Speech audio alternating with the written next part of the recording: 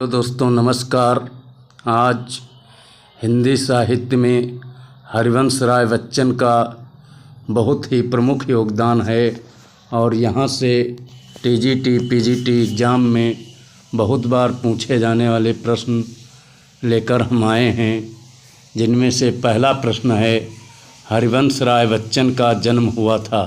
ये बताना है कि हरिवंश राय बच्चन का जन्म किस सन में हुआ था।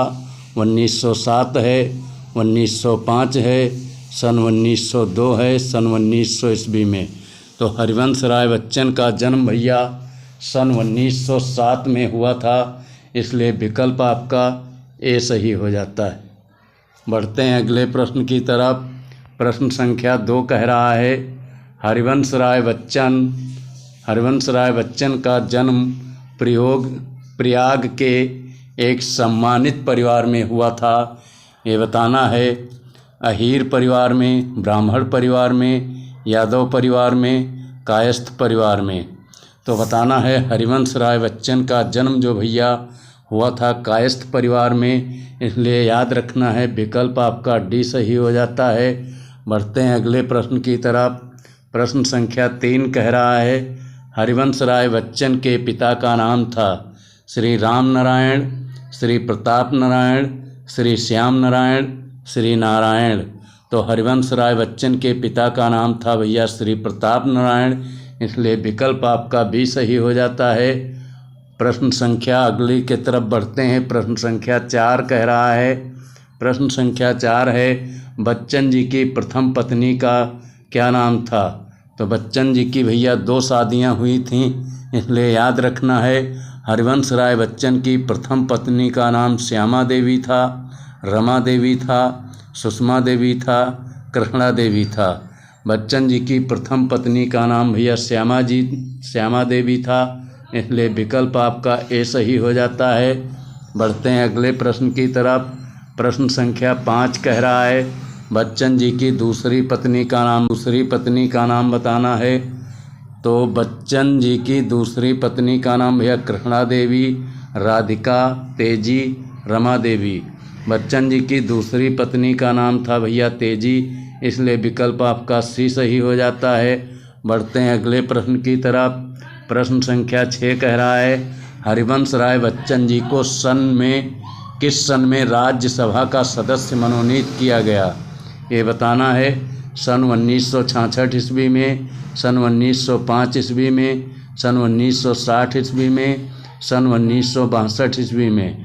तो ये बताना है भैया हरिवंश राय बच्चन जी को राज्यसभा का सदस्य 1966 में मनोनीत किया गया था, इसलिए विकल्प आपका ए सही हो जाता है।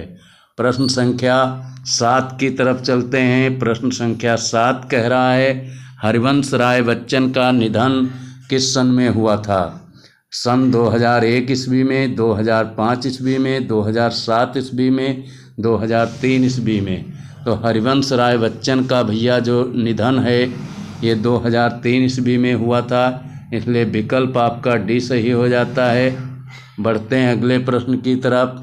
प्रश्न संख्या 8 कह रहा है बच्चन जी ने राष्ट्रभाषा हिंदी के स्वरूप को प्रदान की है।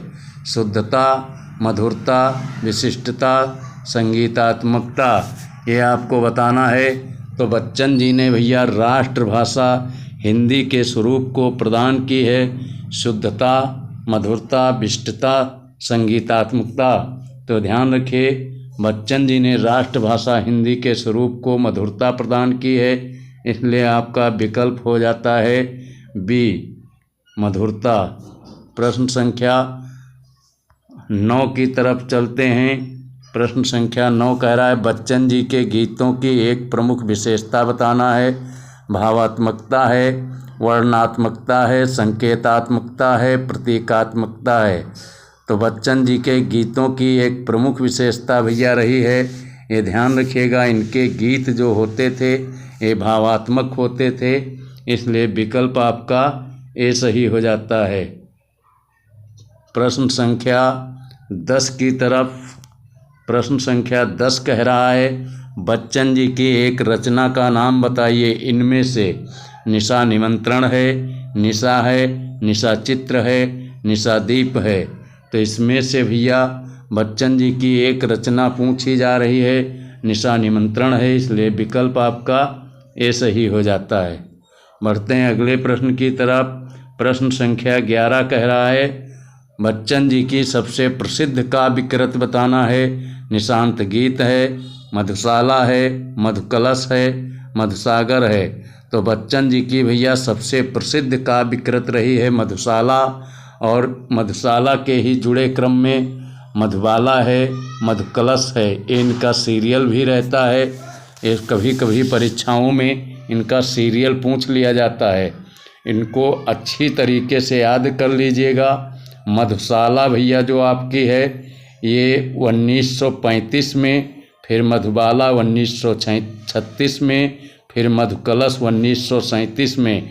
एक एक साल के अंतर पर सबसे पहले मधुशाला, फिर मधुबाला, फिर मधुकलश ऐसे बनी हुई हैं। और इनको बच्चन जी को हालावाद का प्रवर्तक भी कहा जाता है। यहाँ से भी प्रश्न बनते हैं, इसलिए यहाँ पर विकल्प आपका भी सही हो जाता है, मधुशाला। बढ़ते हैं अगले प्रश्न की तरफ। प्रश्न संख्या 12 कह रहा है, बच्चन जी की काव्य भाषा बताना है। सहज है, सुंदर है, सहज सरल खड़ी बोली है, सरल ब्रजभाषा है। तो बच्चन जी की भैया काव्य भाषा रही है सहज सरल खड़ी बोली, इसलिए विकल्प आपका सी सही हो जाता है। बढ़ते हैं अगले प्रश्न की तरफ। प्रश्न संख्या 13 कह रहा है, बच्चन जी ने अपने काव्य में शैली को अपनाया है। गीत शैली, कथा शैली, भावना प्रधान, विचार प्रधान। तो भैया बच्चन जी की काव्य शैली गीत शैली रही है, इसलिए विकल्प आपका ए सही हो जाता है। बढ़ते हैं अगले प्रश्न की तरफ। प्रश्न संख्या 14 कह रहा है, बच्चन जी की कविताओं में स्वाभाविक अभिव्यक्ति दिखाई देती है। संवेदनाओं की, मानवीय भावनाओं की, विचारों की, अनुभूतियों की। तो बच्चन जी की कविताओं में भैया स्वाभाविक अभिव्यक्ति दिखाई देती है, मानवीय भावनाओं की। ध्यान रहे, इसलिए विकल्प आपका भी सही हो जाता है। बढ़ते हैं अगले प्रश्न की तरफ। प्रश्न संख्या अगला कह रहा है, बच्चन जी के काव्य की एक प्रमुख विशेषता बताना है। प्रश्न संख्या 15, कौन सी विशेषता रही है इनके काव्य की? संगीतात्मकता, छंदात्मकता, संवेदात्मकता, रूपात्मकता। तो बच्चन जी के भैया काव्य की एक प्रमुख विशेषता रही है संगीतात्मकता, इसलिए विकल्प आपका ए सही हो जाता है। प्रश्न संख्या 16, प्रश्न संख्या 16 कह रहा है, पथ की पहचान कविता अवतरित है। ये बताना है कि पथ की पहचान कविता जो हरिवंश राय बच्चन की है, ये कहाँ से ली गई है? शतरंगिणी से, तरंगिणी से, विहंगिनी से, मिलन यामिनी से। तो ध्यान रहे, पथ की पहचान कविता भैया बच्चन जी की शतरंगिणी से ली गई है, इसलिए विकल्प आपका ए सही हो जाता है। प्रश्न संख्या 17, प्रश्न संख्या 17 कह रहा है, पथ की पहचान कविता का मूल भाव है। जीवन पथ, जीवन काल, जीवन, जिंदगी के झंझट। ये बताना है भैया। तो पथ की पहचान मतलब एक जीवन से जुड़ी कही गई बात बताई जा रही है, इसलिए विकल्प आपका ए सही हो जाता है। पथ की पहचान जीवन पथ का मूल भाव है। प्रश्न संख्या 18, प्रश्न संख्या 18 कह रहा है, कवि के अनुसार जीवन पथ पर चलने से पूर्व करनी चाहिए यात्रा, पहचान, पूछताछ, जानकारी। ये बताइए भैया। तो कवि के अनुसार जीवन पथ पर जब भी चलो उसके पूर्व पहचान कर लेनी चाहिए। क्या कर लेनी चाहिए? पहचान, इसलिए विकल्प आपका भी सही हो जाता है। बढ़ते हैं अगले प्रश्न की तरफ। प्रश्न संख्या 19 कह रहा है, जीवन पथ पर अनगिनत गए हैं मनुष्य, पक्षी, राही, लोग। तो ध्यान रहे भैया, जीवन पथ पर अनगिनत बिना गिनती के राही गए हैं, इसलिए विकल्प आपका सी सही हो जाता है। प्रश्न संख्या 20 देखिए, 20 कह रहा है, कुछ लोग संसार में छोड़ कर जाते हैं पद चिन्ह चिन्ह वस्तुएं संतानें। तो कुछ लोग भैया संसार में पद चिन्ह छोड़ कर जाते हैं, इसलिए विकल्प आपका ये सही हो जाएगा। प्रश्न संख्या 21 कह रहा है कवि के अनुसार लोगों की निशानी बोलती है तेज स्वर में, मूक स्वर में, चुपचाप, अधीर होकर। तो भैया कवि के अनुसार लोगों की निशानी मूक होकर बोलती है, इसलिए विकल्प आपका भी सही हो जाता है। प्रश्न संख्या अगला 22 कह रहा है कविता में बटोही के साथ शब्द प्रयुक्त होता है मार्ग, रास्ता, बाट, पथ।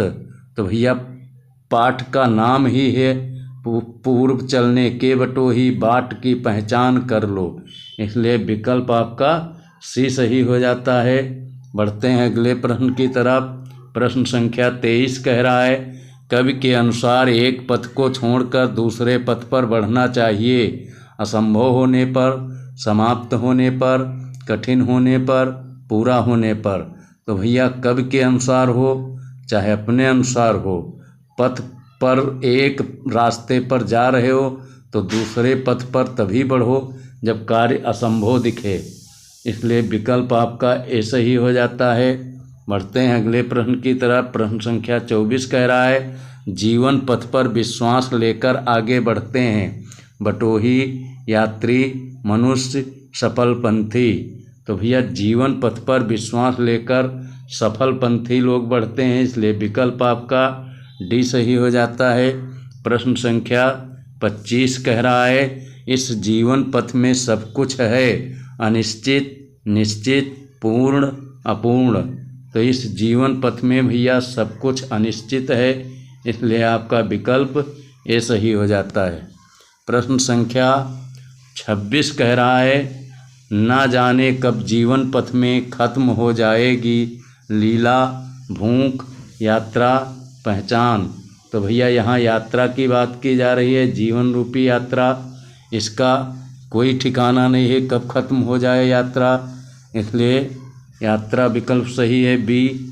प्रश्न संख्या 27 कह रहा है लोग समय के अनुसार देखते हैं। तो भैया लोग समय के अनुसार स्वप्न देखते हैं और समय के अनुसार सबको देखना भी चाहिए, इसलिए भैया विकल्प आपका सी है सही। बढ़ते हैं अगले प्रश्न की तरफ। प्रश्न संख्या अगला कह रहा है 28 जीवन पथ पर यदि स्वप्न 200 हैं तो 200 क्या हैं सत्य, वस्तुएं, आत्माएं, विचार। तो ध्यान रहे भैया अगर जो स्वप्न 200 हैं तो सत्य 200 हैं, इसलिए विकल्प आपका ए सही हो जाता है। बढ़ते हैं अगले प्रश्न की तरफ। प्रश्न संख्या 29 कह रहा है मनुष्य को केवल मुग्ध नहीं होना चाहिए सत्य पर, स्वयं पर, आदर्श पर, स्वप्न पर। तो मनुष्य को भैया स्वप्न पर कभी नहीं मुग्ध होना चाहिए, इसलिए विकल्प आपका डी सही है। बढ़ते हैं अगले प्रश्न की तरफ। प्रश्न संख्या 30 कह रहा है कवि के अनुसार आँख में स्वर्ग हो लेकिन पाँव टिके हों कहाँ पर, पृथ्वी पर, पत्थर पर, कर पर, कांटों पर। तो ये बताना है। तो भैया कवि के अनुसार आँख में अगर जो स्वर्ग बसाए हो तो पाँव पृथ्वी पर टिके होना चाहिए, इसलिए विकल्प आपका ए सही हो जाता है। बढ़ते हैं अगले। यहीं तक प्रश्न संख्या 30 तक ही क्लास थी और क्लास पसंद आई है। हरिवंश राय बच्चन बहुत ही फेमस कवि हैं परीक्षा की दृष्टि से। क्लास पसंद आई है तो इसको लाइक करिए, शेयर करिए और चैनल को सब्सक्राइब कर लीजिए। मिलते हैं